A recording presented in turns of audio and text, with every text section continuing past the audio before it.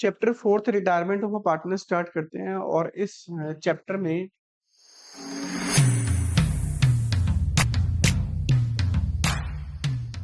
तीन पार्टनर्स होते हैं। For example X Y Z three partners हैं, रेशो है 3:1। इसमें से ना एक पार्टनर रिटायरमेंट ले लेता है कि भाई मैं बिजनेस को कंटिन्यू नहीं कर पाऊंगा और मैं बिजनेस को छोड़कर जा रहा हूँ। तो एक पार्टनर के जाने की वजह से पहले प्रॉफिट डिस्ट्रीब्यूट होता 3% में, अब जो प्रॉफिट डिस्ट्रीब्यूट हुआ करेगा वो 2% में डिस्ट्रीब्यूट होगा। फॉर एग्जांपल इस क्वेश्चन में वाई रिटायर हुआ। अब जब पार्टनर वाई रिटायर होता है तो सवाल ये उठता है, क्वेश्चन ये उठता है कि इन फ्यूचर में एक्स और जेड फ्यूचर में प्रॉफिट को किस रेशो में डिस्ट्रीब्यूट करेंगे। तो न्यू रेशो इसमें फाइंड आउट करनी है। प्लस वाई के जाने के बाद पहले प्रॉफिट 3 में डिस्ट्रीब्यूट होता था, अब 2 में डिस्ट्रीब्यूट होगा, यानी इसके बदले का प्रॉफिट भी अब एक्स और जेड को मिल जाया करेगा। तो जो ओल्ड पार्टनर्स होते हैं यानी न्यू पार्टनर्स जो होते हैं, ये वाले रिमेनिंग पार्टनर्स, वो इसका जो शेयर इसको मिलता था वो अब मिलेगा एक्स और जेड को। तो इसमें रिटायरमेंट में ये ओल्ड पार्टनर्स गेन करते हैं। आपको इस चैप्टर में न्यू रेशो निकालनी है और एक गेनिंग रेशो। तो दो टॉपिक इंपॉर्टेंट है इसमें, ठीक है। न्यू रेशो कैसे निकालनी है, एक केस तो बिल्कुल ही सिंपल सा है। फॉर एग्जांपल वाई रिटायर हुआ, ये चला गया, बचे कौन, एक्स और जेड। ये जो डिस्ट्रीब्यूट करेंगे, ये जो रेशो बची ना इनकी, ये 3:1, यही आपकी न्यू रेशो है। और ऐसे केसेस में आपको गेनिंग रेशो भी निकालनी हो अगर, तो गेनिंग रेशो का फॉर्मूला होता है न्यू माइनस ओल्ड। बट ये सिंपल वाले केस में जिसमें सिर्फ और सिर्फ ये मेंशन होता है कि एक पार्टनर रिटायर हुआ, दैट्स इट, और कुछ नहीं लिखा होता, तो जो न्यू रेशो होती है ना, न्यू रेशो, यही आपकी गेनिंग रेशो होती है। सोल्व करके देखोगे तब भी आंसर यही निकलेगा, 3:1। लगा लेते हैं फॉर्मूला, देख लेते हैं। न्यू एक्स की निकालते हैं। न्यू है 3/4, ओल्ड है 3/6। 12 लिया एलसीएम, 9 माइनस 6, 3/12 गेन किया। जेड की निकाल लेते हैं। न्यू है 1/4, ओल्ड थी 1/6, एलसीएम लिया 12, 1/12 गेन किया। This is called gaining share. Gaining, इसको शेयर को अगर आप रेशो में कन्वर्ट करना चाहते हो तो बेस को हटाकर 12 हटाकर रेशो आ जाएगी, ऊपर वाली उठा लो 3:1। मैंने तुम्हें बताया था न्यू रेशो और गेनिंग रेशो देखो सेम है। तो आपको ऐसे वाले केसेस में आने वाले उसमें एंट्रीज जब करोगे आप गुडविल की, तो गेनिंग रेशो चाहिए होती है। तो गेनिंग रेशो निकालने की जरूरत नहीं है, डायरेक्ट आपके पास जो बचेगी न्यू रेशो वही गेनिंग होगी।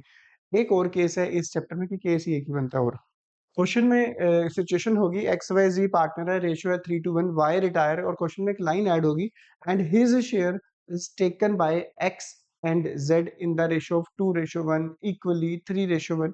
ठीक है, तो Y retire, his share is taken by X and Z in the ratio of 2:1, ये लिखा होगा। करना क्या आपने, इन्हीं की लैंग्वेज को आप लिख लिया। वाई रिटायर, वाई का शेयर था 2/6, ये वाला शेयर एक्स और जेड ने लिया है किस रेशो में, 2:1। तो 2:1।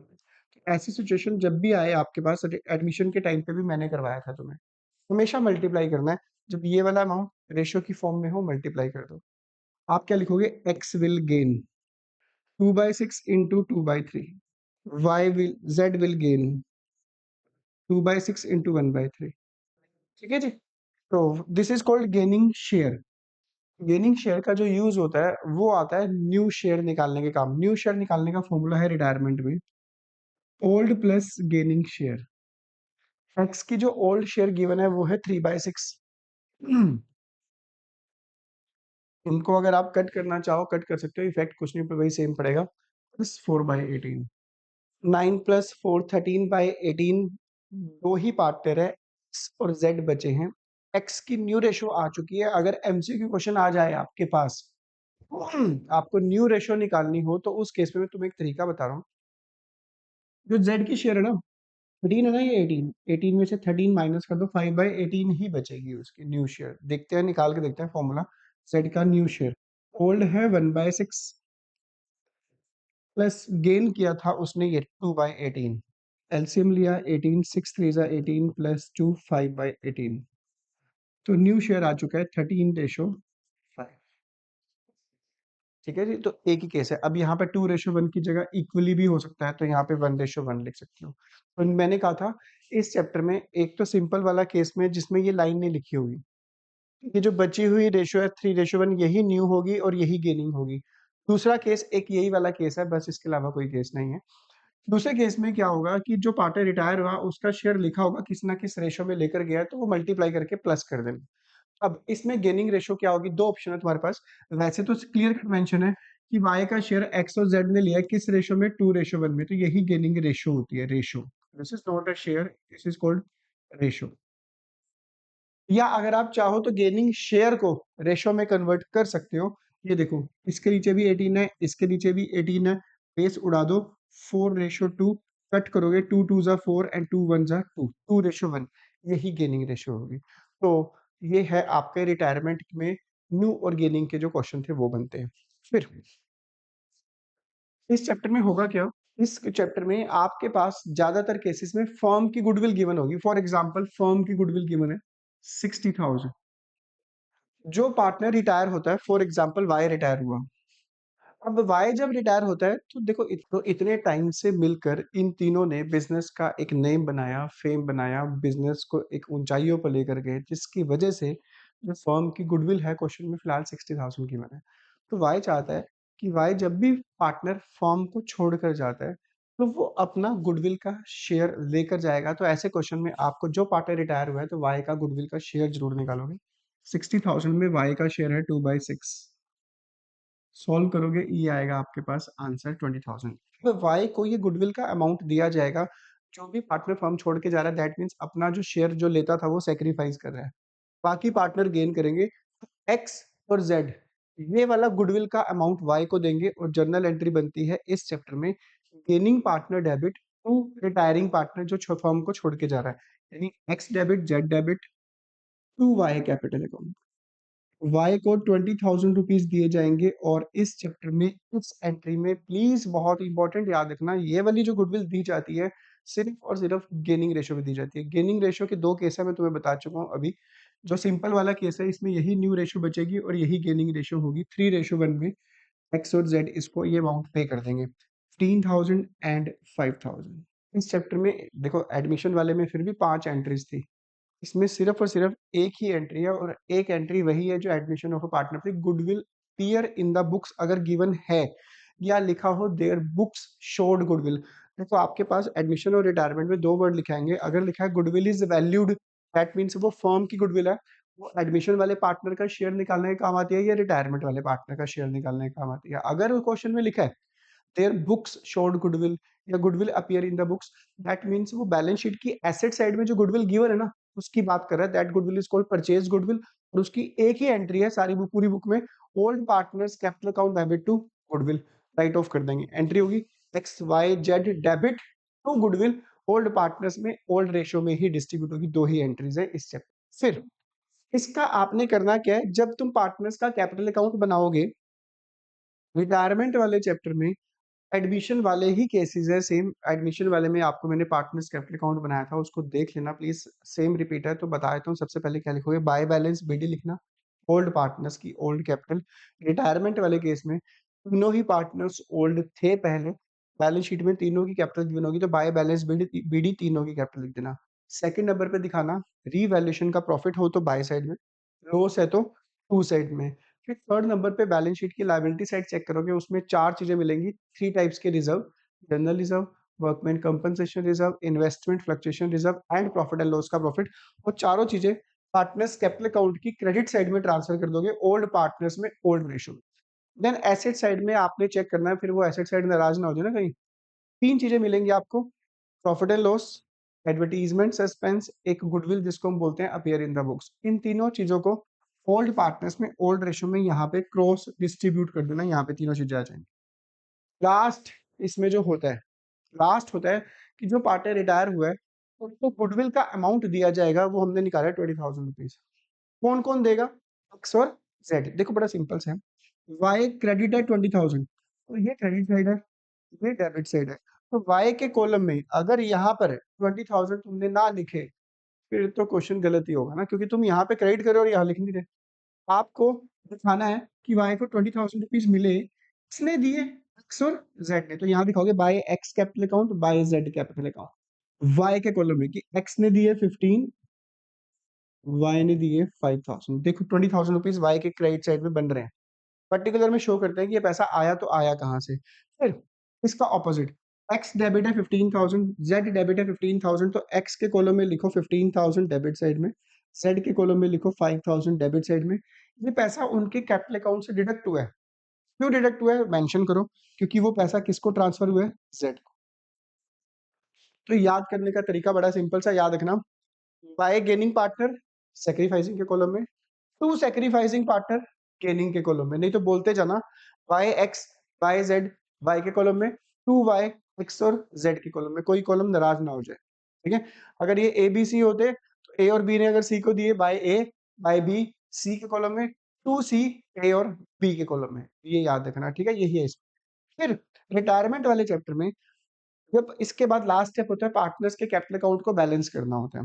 जो पार्टनर बिजनेस से रिटायर होकर जा रहा है उसका जितना कैपिटल का बैलेंस निकलता है इसके टोटल में से, ये टोटल माइनस करने के बाद जो भी बचेगा क्वेश्चन, यहाँ पर स्पेशली वाई जो रिटायर हुआ है, दो ही ऑप्शन है, या तो उसका जो बैलेंस बनता है वो उसको दे दो, वो क्वेश्चन में मेंशन होगा क्लियर कट कि cash paid to Y of rupees 50,000 30,000 या full amount is to be paid, फिर तो लिख देना टू कैश या बैंक, जितना बैलेंस उसका निकलेगा। ठीक है, और अगर मान लो नहीं लिखा हुआ क्वेश्चन में कि उसको पेमेंट करी या नहीं करी, कुछ भी नहीं मेंशन नहीं है, तो उस केस में यानी हमने वो उसको पैसा अभी नहीं दिया, ये पैसा हम उसको बाद में देंगे, तो फर्म उसको एज अ लोन ट्रीट करेगी। तो दो ही ऑप्शन आएंगे यहाँ पे, यहाँ लिखना टू वाई लोन अकाउंट।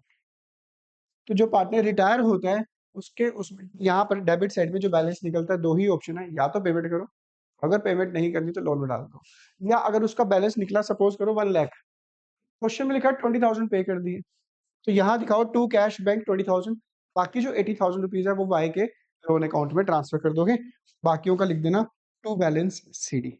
जितनी कैश पेमेंट करी है, फिर नाम से क्लियर पेमेंट करी है, तो बैलेंस शीट में जब कैश का बैलेंस लिखोगे उतना माइनस करके लिख देना। वाई का लोन, लोन का मतलब है फॉर्म ने उसको पैसे देने हैं, तो जब न्यू बैलेंस शीट बनाओगे वहां पे लायबिलिटी साइड में दिखा देना। ये है रिटायरमेंट में entries, new ratio gaining ratio, और जो पार्टनर्स कैपिटल अकाउंट में चेंज है वो रिवैल्यूएशन में कोई चेंज नहीं है, जो मैंने तुम्हें एडमिशन में बताया था वही आपका इसमें भी है।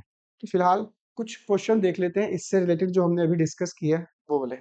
एक क्वेश्चन ये है आपके पास जो हम कर चुके हैं, दोनों में से कोई भी उठा लो, मान लो ये उठा लिया हमने, पार्टनर से पी क्यू आर 2/6 और 1/10 रेशियो है, एलसीएम लेके ठीक कर लो पहले इसको, 5:4:1 रेशियो है ये।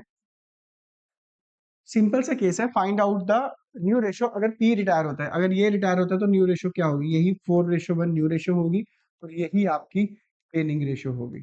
सिंपल वाला केस है, ऊपर वाले में भी ऐसे ही करोगे। इसके बाद मैंने तुम्हें करवाया ये वाला टॉपिक भी, क्वेश्चन लिखा 3 पार्टनर्स है, रेशियो है 5:4:3, बी रिटायर, 4/12 उसका शेयर है, ये वाला शेयर है, and his share was divided equally between A and C, ये वाला शेयर ए और सी में इक्वली डिस्ट्रीब्यूट हो गया। इस चैप्टर में यही लिखते हैं, ए will gain 4/12 into 1/2, 2/12, same C will gain 4/12 into 1/2, 2/12, this is called gaining share।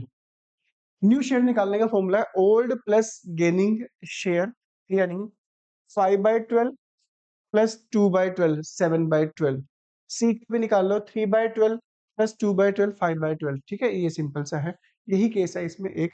और इसमें गेनिंग रेशियो क्या होगी, गेनिंग शेयर को आप चाहो तो रेशियो में कन्वर्ट कर सकते हो, बेस अगर इक्वल है तो 2:2 यानी 1:1।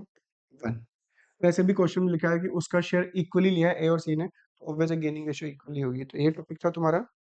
हाँ, क्वेश्चन बनता है तुम्हारे पास, क्वेश्चन में जैसे पी क्यू आर पार्टनर्स है, 5:3:2 की रेशियो है। क्वेश्चन में लिखा है R retire and his share is entirely taken by P, ये रिटायर हुआ, 2/10 इसका शेयर था, और ये सारा का सारा शेयर किसने ले लिया, पी ने। तो यानी जितना भी आर का शेयर था वो सारा का सारा गेन किसने किया, पी ने, तो ओनली पी गेन 2/10।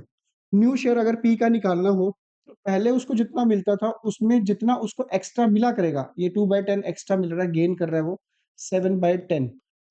क्यू की रेशो में कोई इफेक्ट नहीं पड़ेगा, क्यू की शेयर वही रहेगा जो पहले था, 3/10। तो राइट आंसर इज 7:3। और इसका आंसर आ जाए गेनिंग रेशियो निकालो तो आपका इसका आंसर होगा only P will gain, that's it. एक क्वेश्चन मैं तुम्हें ये बता चुका हूँ, क्वेश्चन में एबीसी 3 पार्टनर्स है, 3:1 की रेशियो गिवन है। Goodwill appearing in the books, भाई अपीयरिंग देख लो, अपीयरिंग लिखा हो, बुक्स शोड गुडविल लिखा हो, तो एंट्री टिप्स पे रखना, सेकंड थर्ड फोर्थ चैप्टर में एक ही एंट्री है। Old partners capital account debit to goodwill, old partners में ओल्ड रेशियो में राइट ऑफ कर देना। इसके बाद B retire and on the day of B retirement goodwill is valued, जब भी ये गुडविल इज वैल्यूड लिखा हो तो आप लिखा करो साफ साफ फर्म की गुडविल 6 लाख। फर्म की गुडविल का यूज सिर्फ और सिर्फ जो पार्टनर रिटायर होता है उसका शेयर निकालने का काम आता है। रिटायर हुआ है बी, बी का शेयर निकाल लो गुडविल में। 6 लाख में बी का शेयर है 2/6, 2 लाख रुपीज आएगा। अब ये 2 लाख रुपीज उसे कौन देंगे? ए और सी देंगे, किस रेशो में? गेनिंग रेशो में। बट आप गेनिंग रेशो निकालते समय जरूर चेक करोगे कि कहीं क्वेश्चन में ओल्ड और न्यू डायरेक्ट गिवन तो नहीं है। देख लो, ओल्ड गिवन है 3:1, क्वेश्चन लिखा है ए और सी ने डिसाइड किया फ्यूचर में बांटेंगे प्रॉफिट को इक्वली, सॉरी 3:2 में। अब गेनिंग रेशो निकालोगे, फिर वो उस रेशो में डिस्ट्रीब्यूट करोगे। गेनिंग रेशो का formula new minus old, new है 3/5, ओल्ड थी 3/6, एलसीएम लिया 30, 18 माइनस 15, 3/30। सी की निकाल लो, ओल्ड है, न्यू है 2/5, ओल्ड थी उसकी 1/6, एलसीएम लिया 30, 12 माइनस 5, 7/30। तो गेनिंग रेशियो जो आई है वो आई है बेस 30 है, 3:7। तो 20,000 को ए और सी देंगे। जर्नल एंट्री इस चैप्टर में एक ही बनती है, A capital account debit, C capital account debit to B capital account. 20,000 को 3:7 में डिस्ट्रीब्यूट कर देंगे। ठीक है, फिर तुम्हारे पास जो क्वेश्चन बनता है revaluation account, partners, capital account और बैलेंस शीट। रीवैल्यूएशन वैसे ही बनेगा जैसे कि चैप्टर नंबर 3 में मैंने तुम्हें सिखाया था। रिटायरमेंट में पार्टनर्स कैपिटल अकाउंट में क्या चेंजेस है? 50% वही है जो आपका एडमिशन में चलता था। तो मैं तुम्हें बता रहा हूँ रीवैल्यूएशन पे क्या क्या इफेक्ट पड़ेगा। सोचना, समझना, ये फाइंड आउट करना, थोड़ा सा अपने आप को कूल माइंड रख के, अगर पेपर का लेवल थोड़ा सा भी टफ आता है ना, थोड़ा सा भी, हल्का सा भी, घबराने की जरूरत नहीं है, वो सभी के लिए इक्वल है।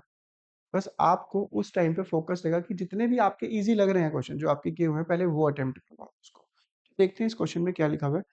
3 पार्टनर्स हैं, Vinny, Vinny and Vinny. Profit sharing ratio है 5:2। हाँ, सबसे बड़ी बात, ये सभी के सभी क्वेश्चन आपके पास डीके गोयल की बुक में इलस्ट्रेशन में से उठाए गए हैं, ताकि तुम्हारे लिए उसको रिवाइज करना इजी हो जाए, उसका सॉल्यूशन देखना इजी हो जाए तुम्हारे लिए। तो मैं इसको एक्सप्लेन कर रहा हूँ, आप ढूंढना उसको। डीके गोयल 2025-26 की बुक में ये है क्वेश्चन। ठीक है, तो बता रहा हूँ मैं रिवॉल्यूशन में क्या क्या इफेक्ट पड़ेगा किसका। अब क्वेश्चन में लिखा हुआ है बैड डेब्ट्स अमाउंटिंग टू ₹5,000, एक प्रोविजन भी आपके पास है। जब ये दो चीजें गिवन हो ना, आप ऐसे क्वेश्चन में पता क्या क्या करो, आप इसको रिवैल्यूएशन अकाउंट मान लो। क्योंकि इसलिए बना रहा हूँ यहाँ पे ताकि देख के तुम्हारे लिए इजी हो जाए। ये दो पॉइंट गिवन हो ना, तो जब भी ये बैड डेब्ट्स गिवन हो, बैड डेब्ट्स का मतलब पैसा डूब गया, नुकसान हुआ है, डायरेक्ट लिख दो रिवैल्यूएशन की डेबिट साइड में टू बैड डेब्ट्स 5,000। बुक में कैसे किया हुआ है वो भी मैंने चैप्टर नंबर 3 जब एडमिशन का करवाया था रिटायरमेंट रिवैल्यूएशन अकाउंट, उसमें बताया मैंने तीनों केसेस। थोड़ा इजी करने के लिए तुम कर सकते हो। पैसा डूब गया, लॉस है, डायरेक्ट दिखा दो रिवैल्यूएशन की डेबिट साइड में। Then provision for doubtful debts to be maintained at 10% debtors. याद रखना, जब भी प्रोविजन बनाया जाता है ना, अगर ये बैड डेट्स गिवन है तो पहले डेटर में से ये माइनस किए जाते हैं, फिर जो बचता है उसके ऊपर प्रोविजन बनाया जाता है। 58,000 में से पहले आप 5,000 माइनस करोगे, माइनस करने के बाद जो आंसर आएगा 33,000, 33,000 का 10% बनेगा 3,300। ये प्रोविजन है नया।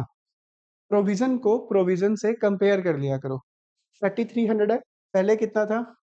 2,300। जब भी आपका प्रोविजन इंक्रीज होगा तो वो लॉस होगा। तो याद रखना, यहाँ पे दिखाना to provision for doubtful debts 1,000। जितना इंक्रीज हुआ है उतना दिखाना, अगर ये डिक्रीज होता तो बाई साइड में दिखा देना।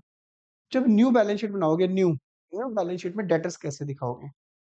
38, 38 में से 5 माइनस करना, फर्दर बैड डेट्स 33, 33 में से 3,300 माइनस करने के बाद जो बचेगा 29,700। इसको दिखाना बैलेंस शीट की एसेट साइड में। चेक कर लेना, रिटायरमेंट वाले में इन्वेस्टेशन ही है, ये तो दिखा रखा होगा, मैच कर देना। फिर goodwill of the firm was valued at ₹54,000। तो भाई जब भी फर्म की गुडविल गिवन होगी, जो पार्टनर रिटायर हुआ है उसका शेयर निकालोगे तुम। रिटायर कौन हुआ है वो चेक कर लो। गिन्नी रिटायर हुआ है, गिन्नी का शेयर है 5/9। आप 54,000 का 5/9 करोगे, 30,000 रुपीज आएगा। 30,000 रुपीज इस गुडविल का अमाउंट बिन्नी और मिन्नी देंगे। किस रेशो में? गेनिंग रेशो में। गेनिंग रेशो निकालने के लिए आपको चेक करना पड़ेगा कि क्वेश्चन में न्यू रेशो तो गिवन नहीं है कहीं। बिल्कुल गिवन है। Who will share profit in future ratio 5/4।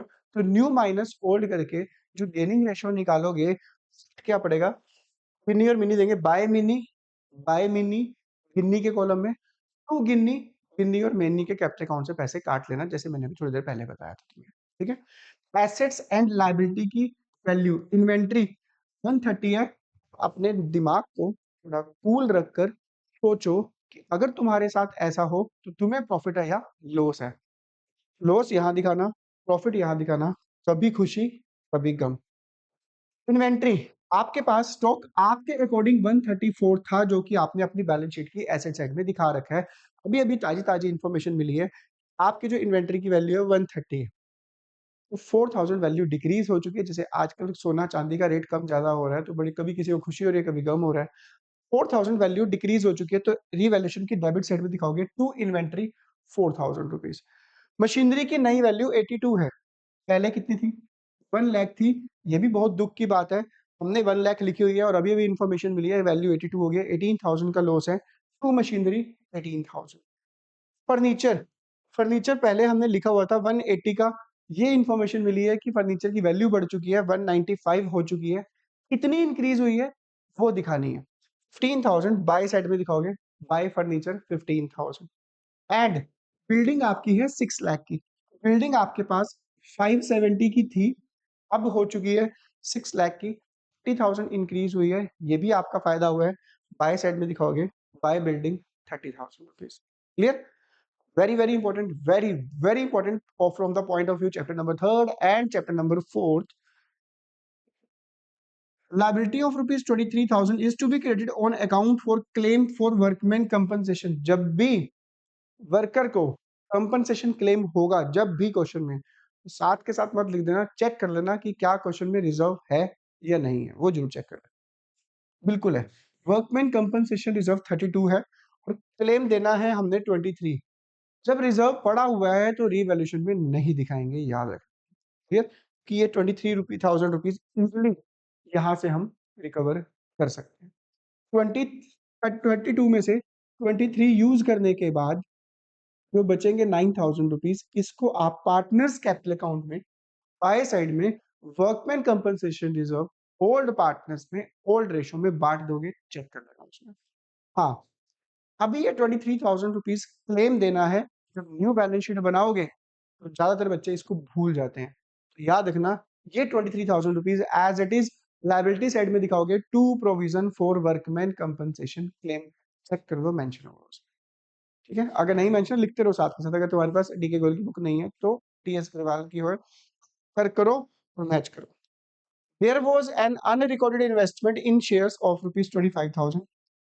It was, अच्छा हाँ, जो भी आपकी अनरिकॉर्डेड इन्वेस्टमेंट होगी उसको आप रीवैल्यूएशन की क्रेडिट साइड में दिखाओगे बाय अनरिकॉर्डेड इन्वेस्टमेंट, और इसी इन्वेस्टमेंट को एक बार न्यू बैलेंस शीट जब बनाओगे वहां पर जरूर दिखाना। ठीक है। हाँ, it was decided to pay of by giving her unrecorded investment in full settlement of her part payment of rupees 28,000 and remaining amount after 2 months. Very, very important point. Very important.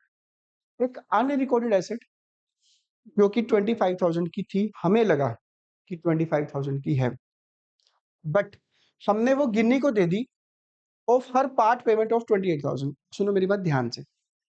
अगर आपको लगता है कि आपके पास एक ऐसी asset मिली है जिसके अकॉर्डिंग, आपके अकॉर्डिंग जो वैल्यू है वो 25,000 है आपके अकॉर्डिंग, बट अगर मार्केट में एक पर्सन ऐसा था जिसको आपने 50,000 देने थे, वो कहता है कि भाई ये वाली एसेट मैं तेरे से ले लूंगा 28,000 की, तू मुझे 22,000 कैश दे दिए।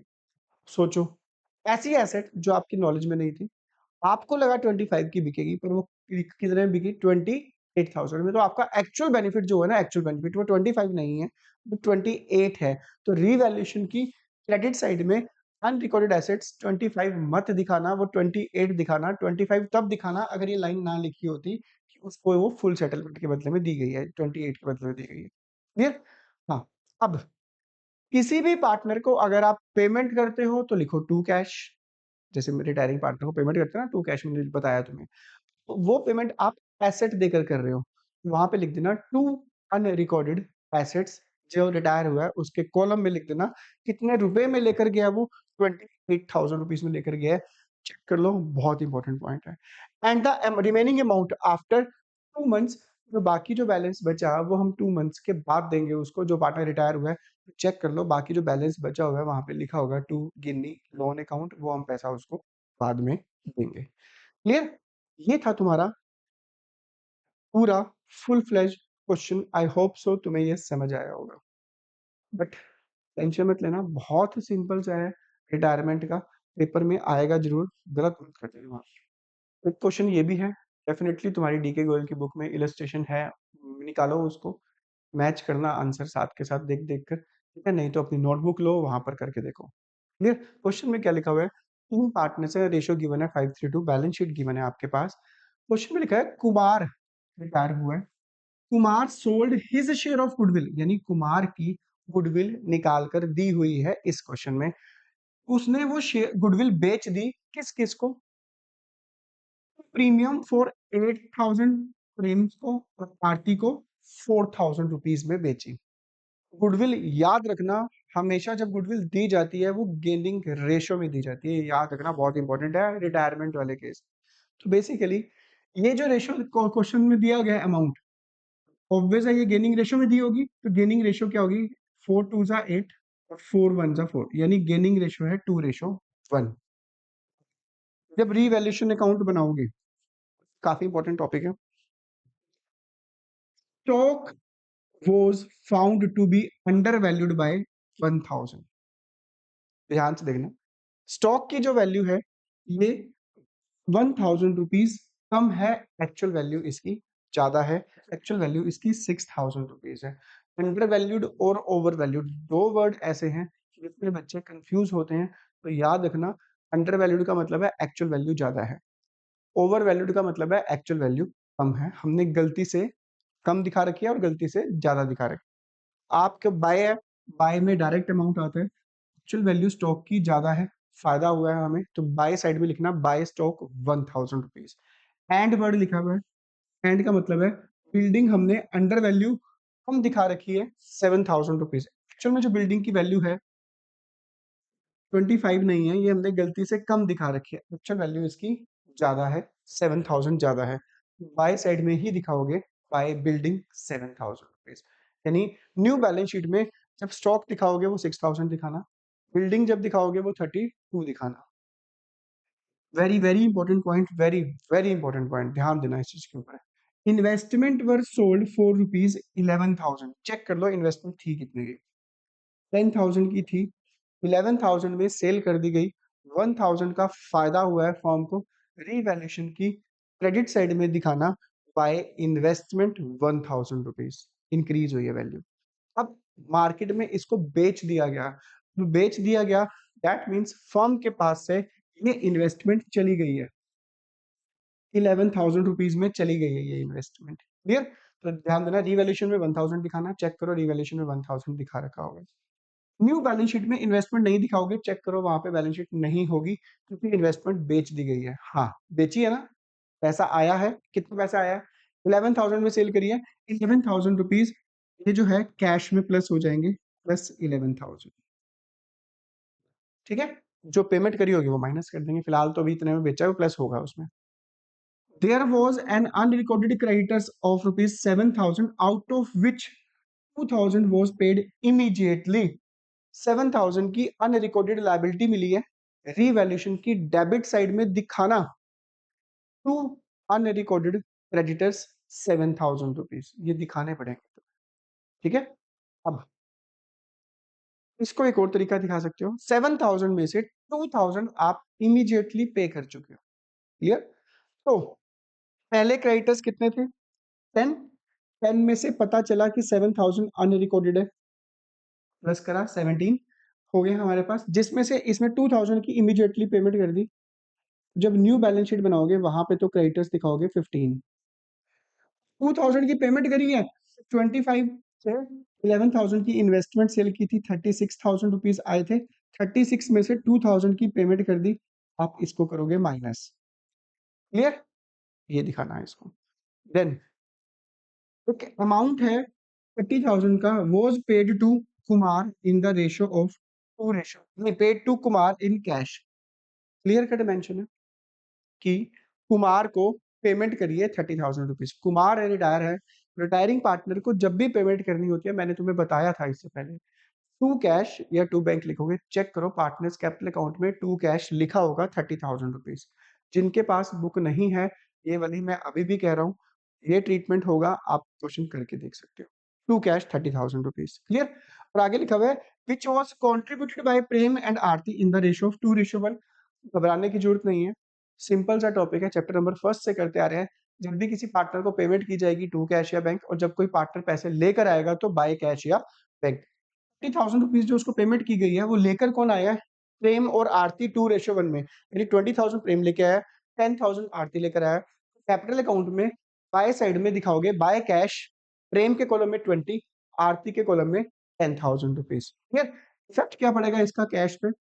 25 पहले से पड़ा था, 11,000 की इन्वेस्टमेंट सेल करी, 36 में से 2,000 क्रेडिटर्स पे कर दिए, 34 में 30,000 की उसको पेमेंट करी, ये 30,000 वो दोनों लेकर भी आए थे, तो ये आपस में इफेक्ट कैंसिल हो जाएगा, 34,000 इसका कैश का आंसर आएगा। क्लियर? अच्छा, एक चीज और, वेरी वेरी इंपॉर्टेंट पॉइंट, ये लिखा हुआ है 30,000 पेमेंट कर दी and the balance amount of Kumar वो settled by accepting a bills of exchange. Check करना कुमार का कॉलम, दो ही ऑप्शन थे, टू कैश, फिर भी बैलेंस अगर बचता तो मैंने कहा था टू कुमार लोन दिखाना है। कुमार लोन का मतलब है हम उसको लोन के पैसे बाद में देंगे, बट इस क्वेश्चन में लिखा है कि हमने एक बिल्स ऑफ एक्सचेंज एक्सेप्ट कर लिया है कि भाई ये पेमेंट जो हम है तुझे, ये हम तुझे बाद में कर देंगे। तो वो बिल्स ऑफ एक्सचेंज जब आपने पेमेंट करनी होती है तो वो बन जाता है bills payable to BP. Check करो वहां पे लिखा होगा to bills payable balancing amount. Clear? ये था आपका revaluation account, partners capital account और बैलेंस शीट का टॉपिक। बैलेंस शीट अगर वैल्यू इंक्रीज हुई है तो इंक्रीज करके दिखाना, डिक्रीज हुई है तो डिक्रीज करके दिखाना। हो मोस्ट प्रोबेबली आपके पास पेपर में रीवैल्यूएशन और कैपिटल अकाउंट ही आएगा, अगर बैलेंस शीट आती है तो उसके लिए भी प्रिपेयर रहना। इस चैप्टर में आपको क्वेश्चन में पूछा हुआ है prepare profit and loss adjustment account, revaluation account को बोलते हैं, एंड पार्टनर्स का कैपिटल अकाउंट बनाना है। तो मैं रीवैल्यूएशन का अकाउंट तुम्हें बता देता हूँ कि कितना प्रॉफिट लॉस निकलेगा, और अगर बिना रीवैल्यूएशन का कैपिटल अकाउंट बनाए आपको प्रॉफिट लॉस निकालना हो तो उसका तरीका भी बता देता हूँ। फिक्स्ड एसेट्स जो थी, रिटायर कौन हुए? एक्स वाई जेड 3 पार्टनर्स है, प्रॉफिट शेयरिंग रेशियो 5:3 है, एक्स रिटायर हुआ है, और इसका जो शेयर है वाई और Z decided to share profit in future 2:3। Old ratio भी गिवन है, न्यू रेशियो भी गिवन है आपके पास। गुडविल ऑफ द फर्म, जब भी गुडविल ऑफ द फर्म की वैल्यू गिवन हो तो आप जो पार्टनर रिटायर हुआ है आप उसका शेयर निकाला करोगे, वो हम कर चुके हैं, बार बार आ चुके हैं। Fixed assets are to be reduced to, to में कंपेयर किया जाता है, 60 की थी, 57,500 की रह गई, 2,500 डिक्रीज हुई है, लॉस हुआ है, लॉस को माइनस में दिखा दो अगर बिना रिवैल्यूएशन अकाउंट बनाना है, और रिवैल्यूएशन अकाउंट अगर बनाना है टू साइड में दिखाना, to fixed asset. Make a provision for doubtful debts at 5% on debtors, ये रहे डेटर्स, 1 लाख का 5%, 5,000 इंक्रीज हुआ है, प्रोविजन जब भी इंक्रीज होगा तो लॉस, लॉस है तो 5,000 का लॉस दिखा दो। Next, A liability for claim included in creditors, creditor के बीच में एक लायबिलिटी थी 10,000 रुपीज की, ये क्रेडिटर्स के बीच में 10,000 के एक ऐसे क्रेडिटर्स थे, for 10,000 is settled and paid at rupees 8,000। तो पहला तो रिवैल्यूएशन में आप सोचो फायदा हुआ है या नुकसान हुआ है। 10,000 के क्रेडिटर्स की पेमेंट अगर आपने 8,000 रुपीज दे के कर दी तो आपको तो 2,000 रुपीज का फायदा हो गया ना। क्रेडिटर्स आपको लिखा होगा बाय साइड में, बाय क्रेडिटर्स रीवैल्यूएशन के उसमें 2,000 रुपीज, तो मैं यहाँ पे प्लस का दिखा देता हूँ 2,000, फायदा है तो प्लस में दिखा देना, लॉस है तो माइनस में अगर आप रिवैल्यूएशन अकाउंट नहीं बनाना चाहते तो अगर क्वेश्चन में डायरेक्ट कैपिटल अकाउंट पूछा है तो अब इसका इफेक्ट क्या पड़ेगा? 10,000 के क्रेडिटर्स खत्म हो चुके हैं, 50 में से 10 खत्म हो चुके हैं, 40 बचेंगे, क्योंकि वर्ड लिखा है यहाँ पे पेड। पेड है तो जितना आपके पास बैंक में बैलेंस पड़ा है उसमें से 8,000 माइनस कर दो। चेक कर लेना, वर्किंग नोट में कर रखा होगा माइनस।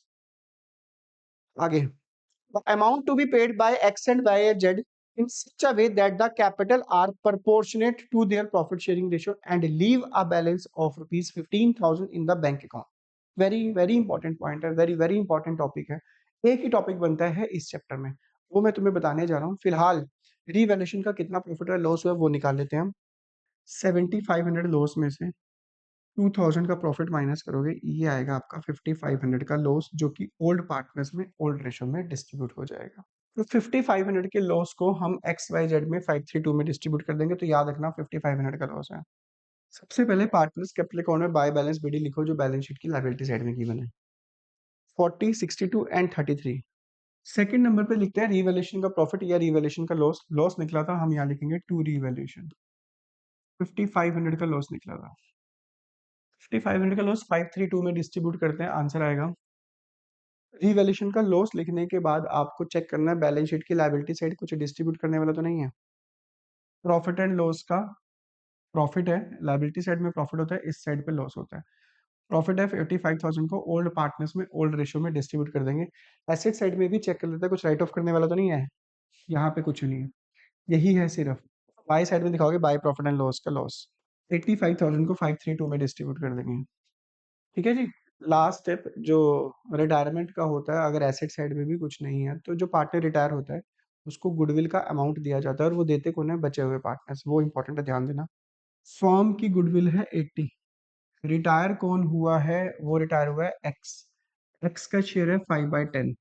80 का 5/10 करोगे तो वो आएगा 40,000 रुपीज, यानी एक्स का शेयर है 40,000 रुपीज कौन देगा? वाई और जेड देंगे गेनिंग रेशो में। बट इस क्वेश्चन में न्यू रेशो भी गिवन है, तो न्यू रेशो से गेनिंग रेशो निकाल लेते हैं। वाई की गेनिंग रेशो का formula new minus old. New थी वाई की 2/5, ओल्ड है उसकी 3/10। एलसीएम ले लो, 1/10 गेन की है इसमें। जेड की भी निकाल लो, न्यू है उसकी 3/5, ये रही। ओल्ड थी उसकी 2/10, 4/10, यानी 1/4। 40,000 रुपीज वाई और जेड देंगे एक्स को 1/4 में। मैंने तुम्हें बताया था इसका ट्रीटमेंट क्या होता है।